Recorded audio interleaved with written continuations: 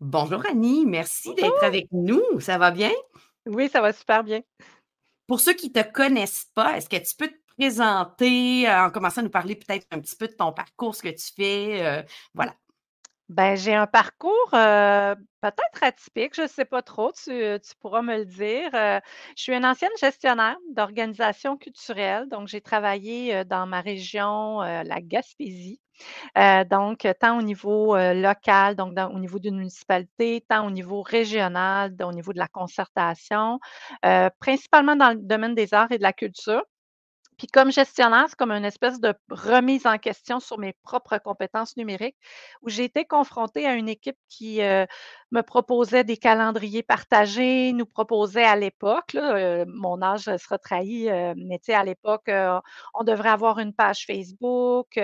C'est venu me chercher un peu, dans mes valeurs, dans mon style de gestion. J'étais probablement une gestionnaire cool, mais pas assez cool pour être sur le numérique. Fait que en bonne gestionnaire traditionnelle, j'ai dit à la gang, j'ai dit: «OK, parfait, mais on va tous aller se former ensemble». Donc je voulais Et donc avoir le le défi t'a contrôle. pas fait peur du tout, là. On se lance, Non, c'est ça m'a beau. pas fait peur, mais en même temps avec une espèce de contrôle, tu sais, on va aller se former ensemble. Donc on est allé se former, en gestion des réseaux sociaux, toute la gang au bureau, puis on a invité j'avais une organisation, qui avait des membres qui s'appelait Culture Gaspésie, puis on a invité aussi des membres. Fait que c'était un échange entre notre organisation puis nos membres. Et j'ai eu une formation réseaux sociaux très générale et par exemple, Twitter, la première soirée que j'ai ouvert mon compte, j'ai eu vraiment un trémolo. J'ai comme paniqué, je comprenais pas. Tu sais, oui, je pouvais comprendre le concept d'amis sur Facebook, mais je comprenais pas l'espèce de triangle. Lui, il me suit, mais moi, je le suis pas. C'était vraiment, en tout cas, j'ai vraiment comme vraiment eu une petite panique. Passer cette panique-là, un peu comme un défi personnel. Je suis retournée sur les bancs d'école par après. J'ai annoncé mon départ à l'organisme qui s'appelle Culture Gaspésie. Je suis partie à mon compte, puis je suis allée me former comme gestionnaire de communauté des réseaux sociaux. Donc, tout ce qui est web, tout ce qui est réseaux sociaux. Puis je suis allée me former dans une école qui était dans mon secteur reconnu à l'INIS. Donc, j'ai été formée comme gestionnaire de communauté. Et là, je suis tombée comme Obélix dans Potion magique. Fait que sur, Twitter, je suis devenue à l'époque un influenceur. Présentement, mon Twitter est complètement mort, mais je suis devenue un peu Comme une beaucoup de gens influenceur. présentement, de toute façon, avec Twitter, c'est Exactement, tranquille. exactement. Notre X, nous Oui. malmène un peu. Je suis devenue blogueuse et j'ai vraiment rapidement compris comment se positionner, comment devenir un influenceur. Fait que j'ai eu un blog politique à l'époque, où je critiquais les politiques gouvernementales, les politiques, culturelles, les budgets, et tout ça. Donc et puis je suis vraiment tombée comme Obélix dans Potion magique. J'ai tripé, j'ai adoré. Puis les réseaux sociaux, ben, m'ont amené à vouloir découvrir tout le numérique. Donc, ah oui, OK, il y a pas juste les réseaux Il y a sociaux. ça aussi, il y a ça Il y a ça aussi. aussi, il y a ça aussi. Puis là, ben, aujourd'hui, je m'inscris beaucoup plus dans la transformation numérique. Je fais presque plus de réseaux sociaux, mais tout mon apprentissage, au niveau de la gestion de communauté, ben, je le mets au service des organisations. Donc, ce que je fais aujourd'hui, c'est vraiment d'accompagner les organisations dans leur stratégie d'accompagnement. C'est quoi des stratégies d'accompagnement? Ben, c'est de la formation, c'est des communautés de pratique. Donc, j'anime des communautés de pratique au lieu d'animer des pages Facebook, ou des marques ou des compagnies ou de la promotion. Mais là, j'ai plus un regard, fait que j'utilise vraiment mes mêmes apprentissages d'engagement de communauté, d'influence, de comment mobiliser une Toutes les communauté. compétences que tu as développées, ben, te servent Exactement, je les maintenant à utilise dans les accompagner. communautés de pratique. Ouais. Puis des stratégies d'accompagnement, ben ça peut être, des cohortes de formation, que ça soit collectif ou individuel, des coachings. Fait que tu sais, dans le fond, je pars avec une organisation, j'analyse les besoins en fonction puis c'est beaucoup dans le collectif, là, en fonction des besoins de tes membres, de tes clients, ben, c'est quelles sont les meilleures stratégies pour améliorer la littératie numérique de tes membres. Fait que c'est beaucoup à ce niveau-là que je travaille aujourd'hui. Fait que ça a évolué, ça fait 12 ans là, maintenant que je suis à mon compte. c'est quoi les défis que tes clients y rencontrent au niveau du numérique? Là, tu as parlé des tiens un peu de comme fait que là, on a besoin de formation. Ça ressemble à quoi aujourd'hui des défis numériques, Ben, que c'est tu dois sûr qu'ils vont accompagner? ils vont identifier comme défi, principalement leurs défis technologiques, là. Tu sais, tout de suite, ils ont un défi technologique, puis L'espèce de ils tu sais, technique là, la le technique, ou puis la c'est ça technique qu'ils vont là, identifier en ce qui premier. est Python là, puis où est-ce que je clique? Puis ouais, Exactement, puis ce qu'ils ouais. comprennent pas, c'est que même nous qui offrons des services, qui sommes des geeks, on nous aussi, on a des défis technologiques parce que ça n'existe pas un expert. Fait qu'il est pas là le défi réel des clients. Le défi réel des clients, c'est, l'auto-apprentissage, l'expérimentation, permettre des zones d'expérimentation au sein des équipes de travail, de dire, «OK, je libère mes employés tu sais, oui, on c'est facile de libérer des employés pour de la formation. On a tout ce modèle-là classique, mais est-ce que je libère mon employé 1 heure, 2 heures par semaine pour un projet personnel où il pourrait développer des compétences, qu'ils soient numériques ou pas, puis qu'il fasse un retour, un transfert de connaissances à son équipe? Fait que c'est à ce niveau-là les défis qu'ils voient, qu'ils ont, puis aussi un défi de qui est pas tout à fait de la littératie numérique, mais d'être capable de nommer le besoin. Ils vont dire: «J'ai un besoin d'un Slack, j'ai besoin de Teams, j'ai besoin de Zoom», mais ils sont pas capables de dire: «J'ai Pour besoin nommer d'un l'outil, outil». pas le besoin auquel l'outil répond. Exactement, donc ils sont Ouais, pas capables de nommer l'outil, sa fonction, puis les fonctionnalités que j'ai de besoin, qui va éventuellement va nous amener vers l'outil. vers un Fait qu'il y a choix tout un d'outil. apprentissage, à ce niveau-là, puis, c'est là où ce qu'on on est bon parce qu'on accompagne, les clients à ce niveau-là. Mais, le défi technologique pour moi, c'est comme plus un vrai défi là, c'est parce qu'on va toujours en avoir de toute façon, puis parce que Tout bon change, là tout évolue tellement rapidement là, ben donc oui, exactement, ouais. exactement. Tu sais, je vous parlais des réseaux sociaux, puis aujourd'hui, on a le nouveau défi de l'intelligence artificielle où il faut s'approprier les outils, puis il faut être critique par rapport à ces outils-là. Mais en même temps, il faut tu sais, il faut y aller de front, puis il faut les essayer.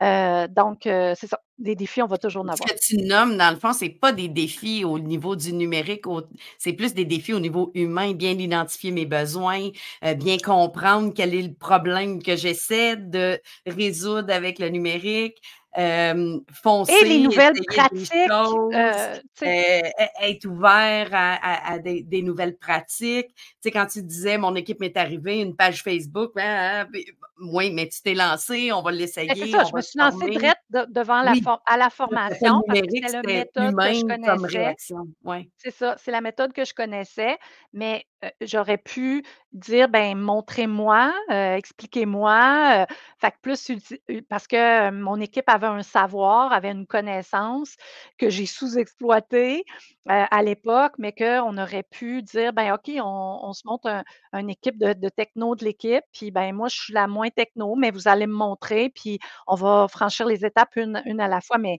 j'étais pas dans cet apprentissage-là à l'époque. Fait que j'étais dans le classique, fait qu'on est allé dans une salle de classe pour suivre, notre formation sur les réseaux sociaux. Ah, puis ça peut parfois être une façon d'apprendre. Il en existe une tonne. Tu nommais défi aussi de trouver le type de formation, je pense, la façon d'apprendre. Aujourd'hui, on a ça, il y a des tutoriels sur YouTube, il y a des auto-formations, il y a la formation par les pairs. Tu nommais, est-ce que j'envoie quelqu'un qui peut venir après accompagner l'équipe? Il y a toutes sortes de façons d'apprendre, là. Il y en a pas juste une, mais la formation formelle peut être aussi, un type de Oui, puis formation, j'y mais crois l'enjeu encore parce que je oui, suis aussi oui, formatrice, fait puis je propose aussi des stratégies de oui, formation. Mais c'est sûr que j'ai un regard différent sur, la formation parce que, tu sais, souvent il y a l'aspect technique là, qui est le premier niveau de littératie numérique, mais après ça, il y a tout l'aspect, tu sais, lorsqu'on parle de la collaboration, tu sais, des pratiques et du usage, comment on les utilise ces outils-là, puis jusqu fait que là, on est plus dans une approche par compétence. Donc là, il faut qu'il y ait de l'expérimentation. Puis c'est pas juste en ayant un formateur, un expert qui vient t'expliquer le B à bas de ceci, cela, que tu vas l'apprendre. Il faut que tu bidouilles toi-même. Il faut que tu oui, oui, l'expérimentes pour te faire une tête à dire: «Ben oui, c'est un outil qui répond à mon besoin ou pas». absolument.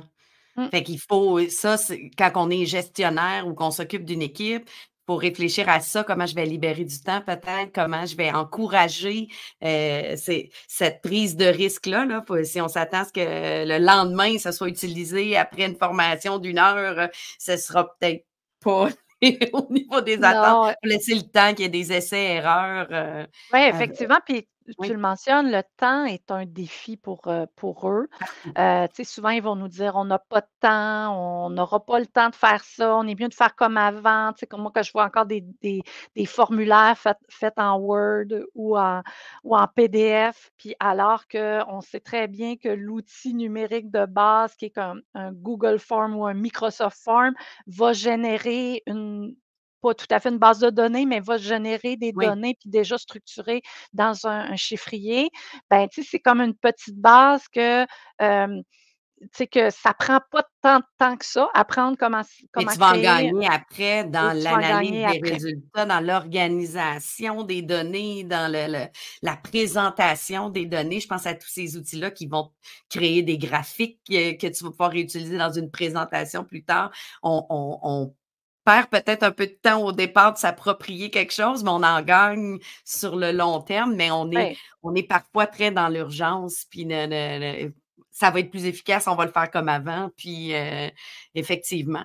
Oui, puis Là, on là, a on parlé des donne l'exemple d'un défis. petit Oui, vas-y. projet, mais quand on te parle d'un gros projet comme un site Oui, web ou une plateforme interactive, là, on parle de beaucoup, beaucoup de temps en amont, pour designer, pour, faire de l'expérience utilisateur, d'aller cerner ce que les gens vaut. Fait que là, c'est comme à la limite même démesurer le temps de préparation qu'il y a en amont. Tout l'aspect de design, d'expérience qu'il y a en amont avant qu'on voit le concret sur une interface web, ben ça, c'est encore plus, exigeant pour les gestionnaires de dire: «OK, c'est pas un peu de temps qu'il faut que je libère, c'est beaucoup de temps». absolument. Toi, tes défis, c'est quoi avec le numérique dans ton quotidien à toi? Ben, c'est sûr que j'ai pas nécessairement des défis de plateforme. Moi, chaque plateforme, est comme une nouvelle aventure, puis je pense qu'on a ce point commun-là. On est des geeks, on aime ça essayer tout. C'est sûr que, faut pas se faire de cachette, que j tu sais, j'ai des défis sectoriels, tu sais, lorsque j'arrive dans l'environnement Microsoft, ben là, ça reste que c'est un défi que je vois chez mes clients et que moi-même j'ai. Fait qu'avec mes clients, je fais: «Ben, c'est pas grave si on fait une erreur, puis c'est pas grave si ça fonctionne pas».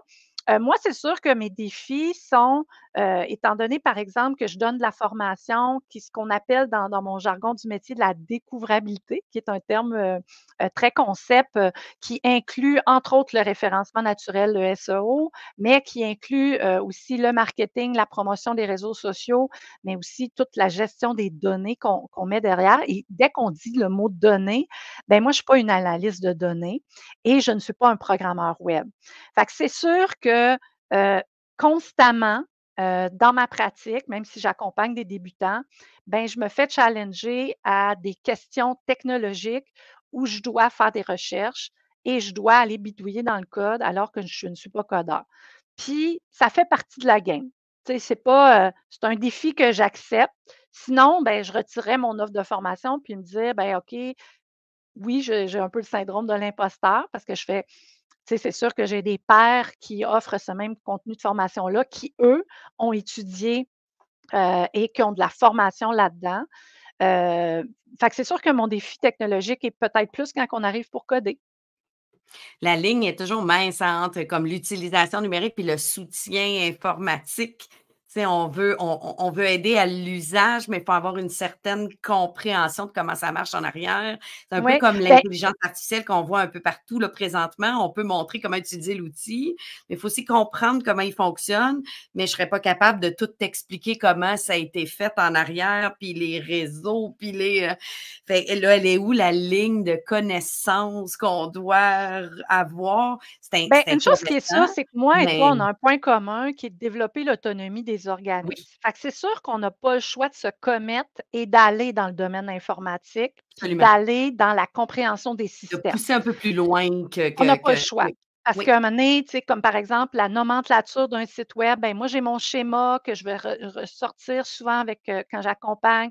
Il y a le nom de domaine, il y a l'hébergement, il y a le oui, serveur.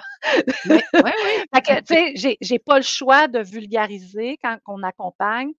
Puis moi et toi, on a ce point commun-là de dire faut qu'on vulgarise pour que nos organismes soient plus autonomes dans leur Oui. fonctionnement.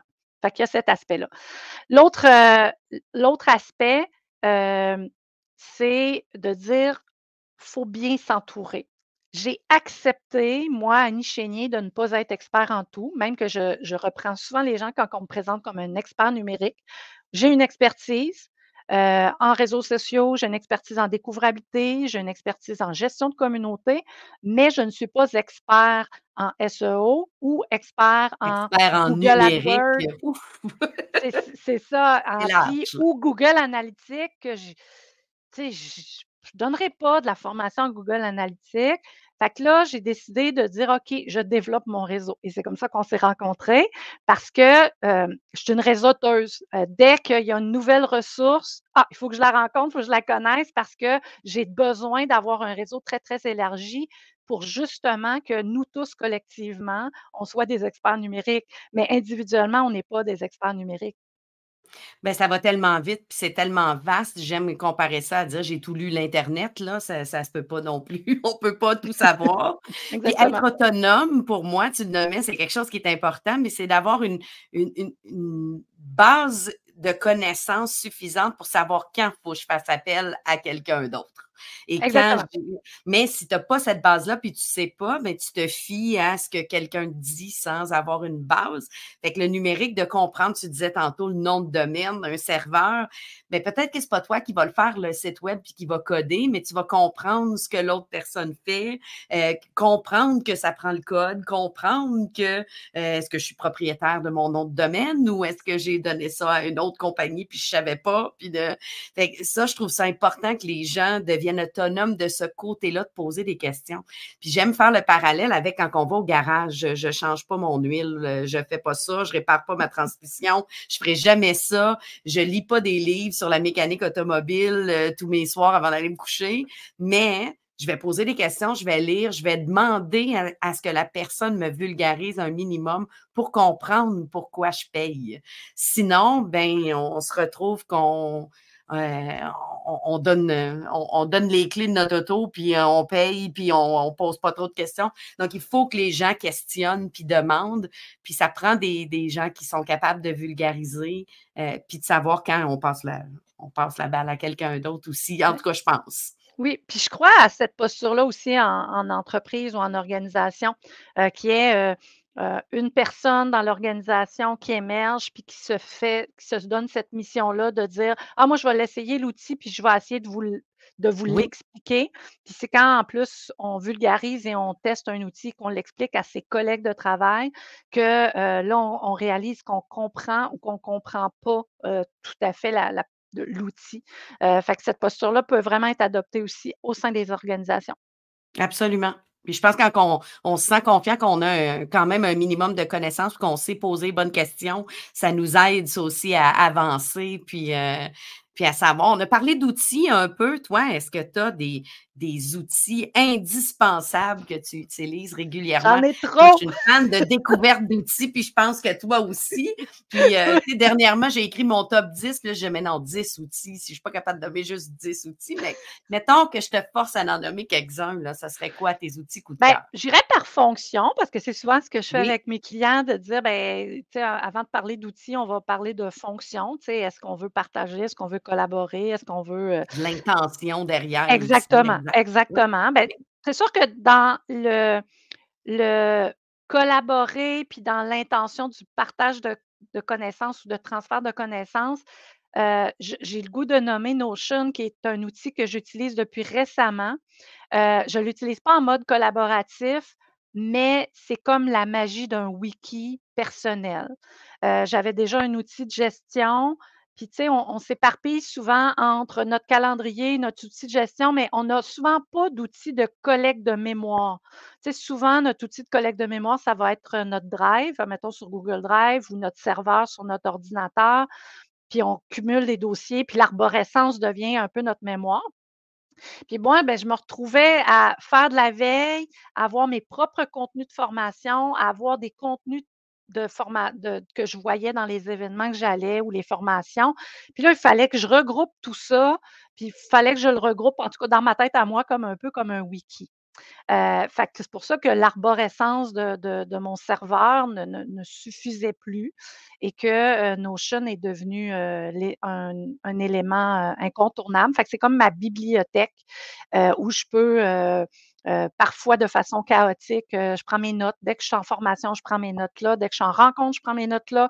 Mes factures clients sont là, mes suivis sont là, mais aussi mes contenus de formation. Fait que je me retrouve beaucoup plus d'être dans cet outil-là qui a des liens vers mes autres outils secondaires. Dans la catégorie, co-création, parce que, comme animatrice, je suis aussi facilitatrice de communautés de pratique, donc j'ai aussi tout un savoir-faire en facilitation de rencontres, donc tout ce qui est, les rencontres de co-création, de co-design et tout ça, ben, c'est évidemment Miro. Je pourrais pas me passer de Miro aujourd'hui, même que je l'utilise, à titre personnel pour schématiser, pour faire des plans, pour me faire des brainstorming. Tu sais, admettons, si j'ai une remise en question de OK, est-ce que mon offre de service est de la bonne manière? Ben là, je m'ouvre un tableau Miro, puis je dessine. Des fois, j'ai besoin de schématiser des choses, je l'utilise. Puis évidemment, quand je suis en animation avec une communauté, ben surtout d'une communauté virtuelle où on est partout au Québec, puis qu'on veut, vivre la magie du post-it, puis de la co-création ensemble, puis de faire des brainstorming, ben ça reste que c'est quand même un incontournable. Ça met les gens en action, en collaboration, en réflexion, il y a de Ex l'interactivité.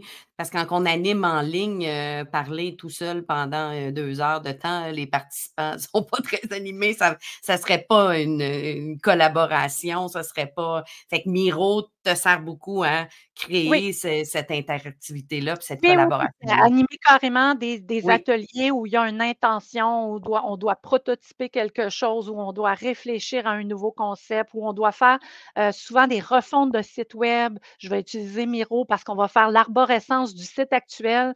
Puis là, on va vraiment en utilisant des post-it, des codes de couleurs, ça marche pas, ça marche ça se et on déplace va facilement, on met ça ailleurs. redesigner. Oui, oui. Exactement, puis tu sais, lorsque je disais qu'il y a beaucoup de temps à conceptualiser un projet numérique, ben la conceptualisation en amont, ben se fait sur Miro, de façon très, très facile. Puis sinon, ben parce que je sais que ta communauté qui écoute ton balado sont dans le concret, petit outil très, très pratique, ben j'irai avec Canva. C'est quand Oui, même, ben, oui. c'est quand même le petit outil, tu sais, puis pour les gens là, qui écoutent le balado, là, Canva, là, pour les professeurs, ben, c'est l'outil où on fait, un outil pédagogique, une fiche de connaissances pour, ses élèves. Dans mon cas à moi, c'est là où je vais faire, par exemple, des publications pour les réseaux sociaux ou pour mes différentes communautés pour accrocher, parce que j'ai le même enjeu que sur les réseaux sociaux. Je dois accrocher ma communauté, je dois les engager. Fait que j'ai toujours mes petits posts de la semaine, ma trouvaille de la semaine, je vais utiliser, Canva. Puis d'un point de vue complètement personnel, parce que si jamais tu as des geeks qui sont juste curieux de connaître, la guide de service, ben, tu sais, on a un mariage, on a une fête d'enfants, on a une invitation quelconque à un événement personnel, Pâques et tout ça, ben, tu sais, Canva, là, c'est un monde de création, ben, moi qui est pas designer graphique, ben, tu sais, oui, je suis pas codeur, fait que j'ai dû apprendre à coder, mais je suis pas designer, ben, là, j'ai Canva. Fait Absolument, que puis c'est ça drôle que tu mentionnes ça parce que, je me suis mariée il y a 2 ans et j'ai pas fait d'invitation papier, on a fait ça tout petit, et là, tu as ma grand-mère qui a dit: «Mais j'ai pas eu l'invitation». J'ai dit: «Non, parce que j'ai fait un site web, il fallait répondre à un formulaire». Mais ça, c'est la geek en moi qui a fait ça efficacement pour avoir les choix de repas dans un document qui s'en allait après pour le traiteur, tu vois le genre? Mais là, j'ai dit: «Ah, mais c'est sûr que là, j'ai pas le officiel». Ben, Canva te permet même d'imprimer. Là, ils ont un service d'imprimerie. J'ai imprimé une petite dizaine de petites invitations carton papier, juste pour en avoir quelques-unes à donner. On peut même faire un petit Oui, livre, oui, des 50 ans d'anniversaire, de mariage. On peut faire dans Canva un petit livre, oui. puis on l'envoie, puis, ça Ça prend, s'imprime quand même ailleurs aussi, mais j'ai ça été surpris, leur service d'imprimerie était vraiment bon. Ça a été ex rapide, c'était très cute, rapide, simple, mais on pourrait exporter puis aller où on veut, là, aller à notre imprimeur préféré aussi, là, mais c'est très versatile comme outil, disons, Canva avec, exactement. C'est pour ça qu'il fallait que je le nomme parce que je savais que tu l'utilisais, mais comme aussi un que couteau suisse, là. c'est Oui. clair que ça va plaire à ta communauté. Puis, il y a un outil qui remplacera jamais ton Miro, mais ils ont même des tableaux blancs, collectifs collaboratifs dans Canva. Puis on peut En fait peut-être aller chercher un modèle et l'importer après En ça fait, je dans l'ai puis avoir déjà fait. préparé. Souvent, je vais faire mes Oui, modèles dans Canva lorsque, admettons, j'ai une animation où, tu sais, je sais que je dois garder captif les gens dans Miro pendant 2, 3 heures. Je dois avoir des beaux visuels, des beaux, templates de oui. design de rencontre qu'on appelle. Ben, je vais effectivement aller chercher dans Canva. Il y a une section, justement de templates d'animation, là. Qui peut nous donner des idées aussi des fois de: «Ah, je pourrais poser telle question ou les faire faire telle activité», puis des fois ça peut servir d'inspiration aussi. Ouais. Hem, En terminant, est-ce que tu aurais des conseils à ceux qui nous écoutent, au niveau du numérique? Ben, ça revient à ce qu'on a déjà discuté, c'est, ben, tu sais, de se donner du temps. Puis ça, on tu sais, force est de constater que nous qui se sont inscrits, moi, j'étais une ancienne techno nulle, tu sais, j'étais une ancienne gestionnaire qui avait pas le contact. Je me suis donné du temps pour me former. Dans mon cas, c'est devenu une passion. Ça a le droit de pas être une passion, puis il faut expérimenter, se donner le droit à l'erreur. Tu sais, on a peut-être la perception que la personne qui offre des services, de la formation, de l'accompagnement en numérique fait pas d'erreur sur le numérique. C'est totalement faux. On fait des erreurs, souvent, puis on apprend de nos erreurs parce qu'on fait: «Comment ça que ça a pas marché?» Puis là, on est curieux aussi, tu sais, il y a tout l'aspect curiosité de la technologie. C'est des conseils que je donnerais aussi, je suis tellement d'accord. Je suis convaincue. Absolument. Puis tu vois, gars, moi-même, j'essaie une nouvelle plateforme pour faire des balados. Faut essayer toutes sortes de choses. Fait que là, je me mets moi-même en danger dans ce balado-là parce que je ne sais pas après l'enregistrement va être extrait comment, puis de mais il faut l'essayer. C'est en essayant qu'on découvre peut-être notre outil coup de cœur comme les outils que tu as nommés. J'imagine qu'avant d'avant d'être dans Notion, tu as essayé d'autres choses. Avant d'être avec Miro, tu as essayé d'autres choses. On fait des essais-erreurs. Faut aussi des fois faire le deuil, on en a parlé un peu avant l'épisode, avant qu'on enregistre, toi puis moi. Des fois, il nous joue des tours, puis notre outil disparaît. Mais si on a ce côté-là d'essai-erreur, on va juste en essayer un autre, passer à d'autres choses. Ça peut être frustrant, là, j'en conviens, des fois, de hey, je l'aimais, celle-là, puis là, Ben, en maintenant, même temps, cette frustration-là démontre notre dépendance aux industries, ce qu'on appelle les GAFAM, donc absolument. tu sais, toutes ces industries-là de Google, Amazon, Facebook, Apple et etc. Tu sais, ça démontre notre vulnérabilité. Il y a moyen d'aller vers des outils qui sont plus fiables. Donc, tu sais, c'est encore là le sens critique de dire quand j'adopte un Ouais. outil, est-ce qu'il va perdurer dans le temps ou est-ce que je veux juste l'expérimenter, puis j'en ai besoin dans le moment présent pour les 3 prochaines semaines? On n'a pas besoin nécessairement de se poser toutes ces questions-là, effectivement. Effectivement. Mais de là, d'essayer, d'oser, d'essayer autre chose que tout ce que tout le monde nous parle, d'essayer tout ça, toutes sortes d'outils pour trouver le bon qui répond à notre intention, comme tu as dit au départ. Si on veut te suivre, on veut te contacter, on veut voir ce que tu fais, on va où? Multiplateforme, évidemment, comme gestionnaire de communauté, je suis partout. Je suis sur Facebook, sur LinkedIn, j'ai mon site web, c'est pour ça. On n'a pas nommé ma compagnie Non, qui est c'est pour ça. une de mes fails, de mes apprentissages. Pourquoi nommer une compagnie de ce nom? Donc, effectivement, je suis vraiment sur toutes les plateformes. Il y en a que je suis beaucoup moins active, c'est des choix que j'ai faits dans ma vie, mais j'y suis. J'y suis et je peux répondre. Mes notifications sont activées même sur mes plateformes où je suis moins active. Puis on te trouve avec C'est pour ça ou avec ton nom? Ah, souvent, on me retrouve avec mon nom parce que c'est OK. l'apprentissage que j'ai fait, notamment en termes de CEO. Les gens connaissent bien Annie Chénier, donc ils connaissent moins le nom de ma compagnie, fait qu'effectivement, avec mon Fait nom, qu'on c'est on beaucoup plus fouille, on facile. va te trouver, c'est fait que Facilement. assez Googlez-moi, facilement, je mets mon SEO au défi. et on peut te contacter si, on a un projet, on veut justement organiser, des cartes d'apprentissage, là, comme tu disais, on veut pouvoir travailler avec toi. On te contacte sur les réseaux ou sur ton site, donc voilà. Exactement. Super, merci beaucoup d'avoir pris le temps. Merci à toi.